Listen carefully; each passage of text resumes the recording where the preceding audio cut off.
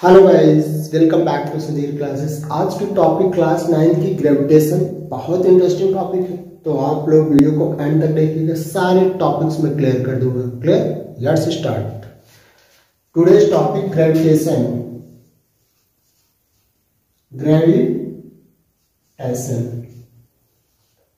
Gravitation for class 9।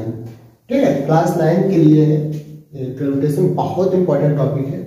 देखते हैं what is gravitation.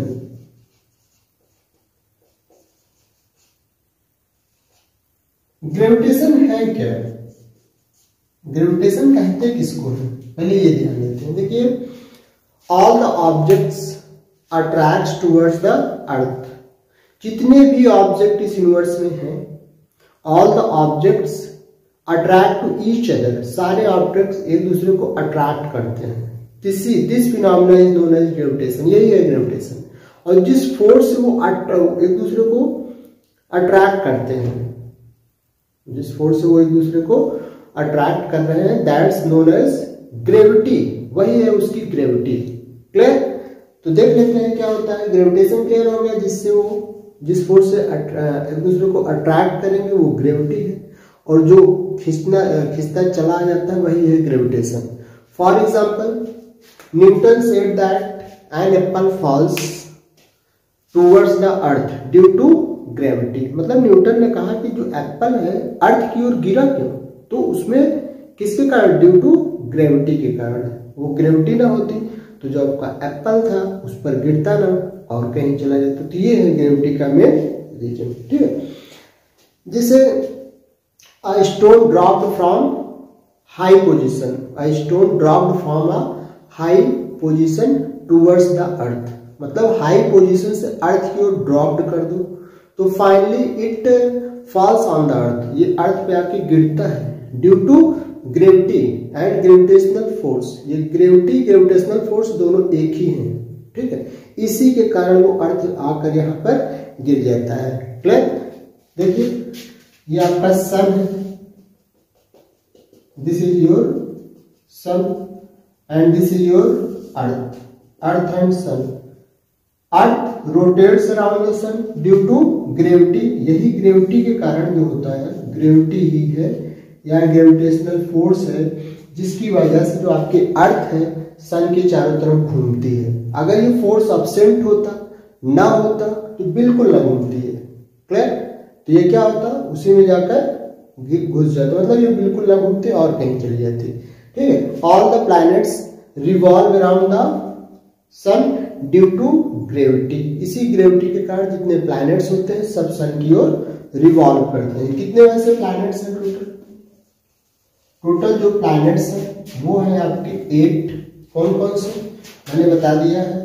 पहला mercury, clear? Second Venus, third आपका अर्थ, मार्स के जस्ट बाद कौन सा था भाई? Jupiter. Next Saturn, next Uranus, next Neptune. तो कुल मिलाकर 8 प्लैनेट है। ठीक है, तो सबसे हॉट प्लैनेट कौन सा होता है? सबसे हॉट प्लैनेट वीनस। ठीक है, और सबसे ठंडा प्लैनेट, कोल्ड प्लैनेट आपका नेपच्यून होता है। मरकरी नजदीक है बट हॉट नहीं है। ठीक है, अर्थ को ब्लू प्लैनेट बोलते हैं। This is known as blue planet, नीला ग्रह। Mars red planet, Jupiter yellow planet, पीला। Saturn black planet. तो ये सारे इसके नाम है, इसको हम देखेंगे अच्छे से। तो ये जितने प्लैनेट हैं सन के चारों तरफ क्यों घूमते हैं? ड्यू टू ग्रेविटी, इसी ग्रेविटी के कारण। ठीक है, moon revolves around the earth. Moon किसके चारों तरफ रिवॉल्व करता है? ये मून है, वो अर्थ के चारों तरफ रिवॉल्व करता है ड्यू टू ग्रेविटी के कारण। ठीक है, तो मतलब न्यूटन ने बताया कि इस यूनिवर्स में जितने ऑब्जेक्ट हैं सारे ऑब्जेक्ट के बीच ग्रेविटी काम करती है, ग्रेविटेशनल फोर्स अप्लाई होता है।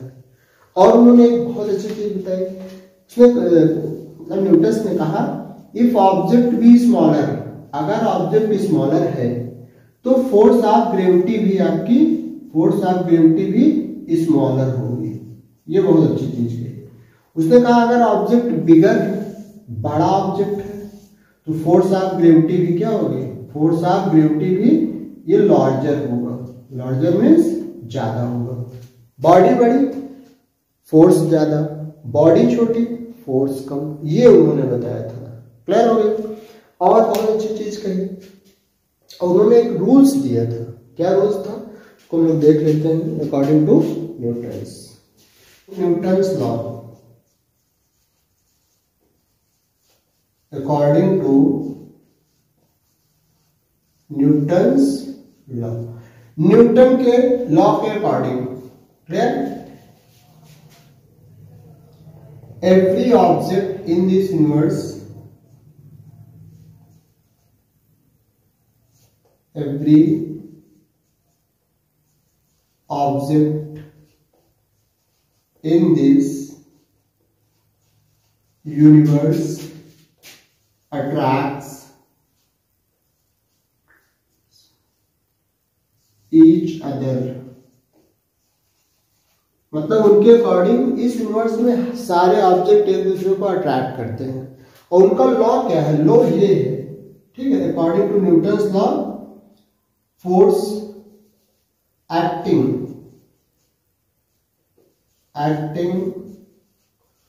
Force of attraction, active force of attraction between two object in this universe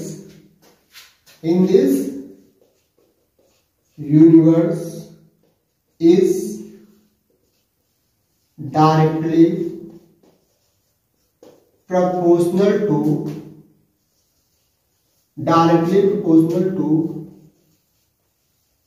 product of their masses and inversely proportional to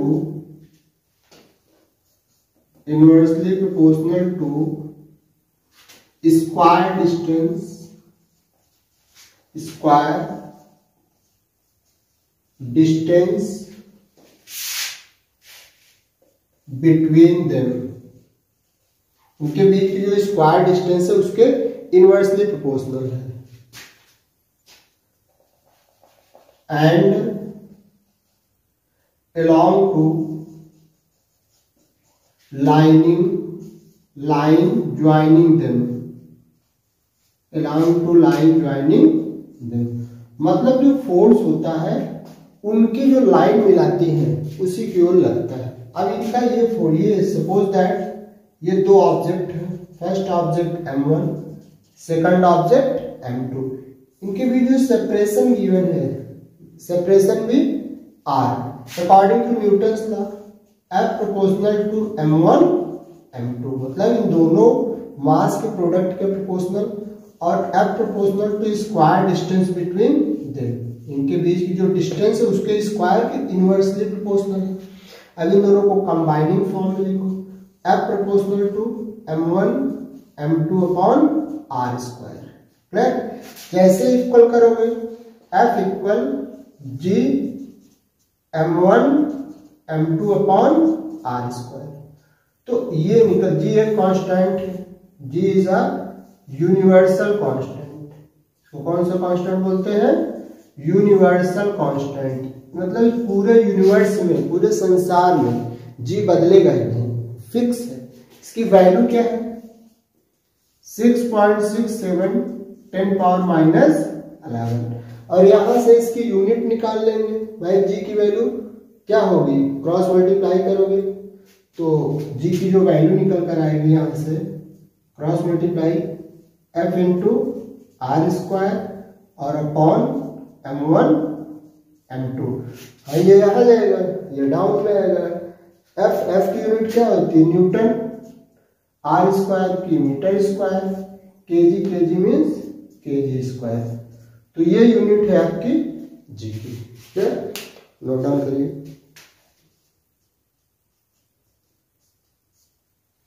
suppose that two object है, first object second object, इसके mass है 60 kg, second आपका 20 kg, separation 4 metre. तो कह रहा आप find the gravitational force, इन दोनों के बीच gravitational force F equal G m into M upon are square. G की value 6.67 10 power minus 11, small m 60, capital second m 20, separation 4 square.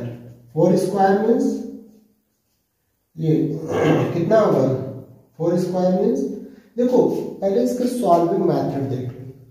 Solve करने का सबसे सिंपल मेथड है नंबर पास हो। यहाँ पर ये नंबर यहाँ कितना है 60, अगला नंबर क्या है 20 multiply by 10 power minus 11।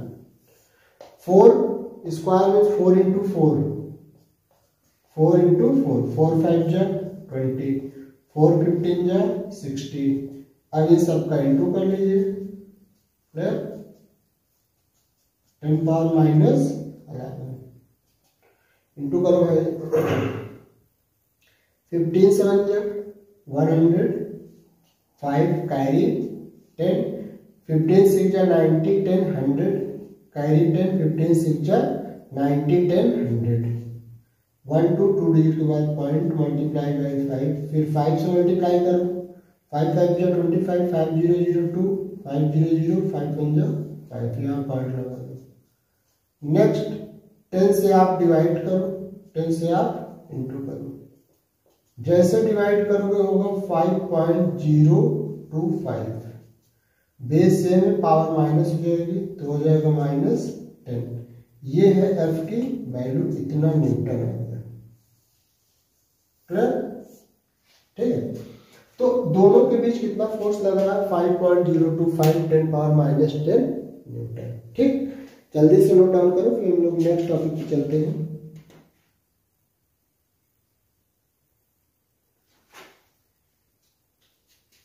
Next है relation between capital G and small G. Relation between capital G and small G, दोनों में क्या रिलेशन है। ठीक है, देखिए दोनों में बहुत सिंपल रिलेशन है, देख लेते हैं क्या रिलेशन है। सपोज दैट ये two body, first body mass capital है, सेकंड बॉडी मास स्मॉल है, और इसकी जो रेडियस है वो है r। फर्स्ट बॉडी आपका अर्थ है, सेकंड बॉडी आपका कोई ऑब्जेक्ट है, कोई भी ऑब्जेक्ट, ध्यान देना। इसके बीच की जो डिस्टेंस है वो r है। अब इसके बीच ग्रेविटेशनल फोर्स कितना अप्लाई होगा, g m अपॉन आर स्क्वायर। बट इस बॉडी पे कितना फोर्स लगेगा, बॉडी पे जो फोर्स होगा F इक्वल m इंटू जी। ये दोनों फोर्स आपस में इक्वल होगा, यही कंडीशन है कि बॉडी इसकी चारों तरफ रोटेट करेगी। ठीक है, it means from 1 and to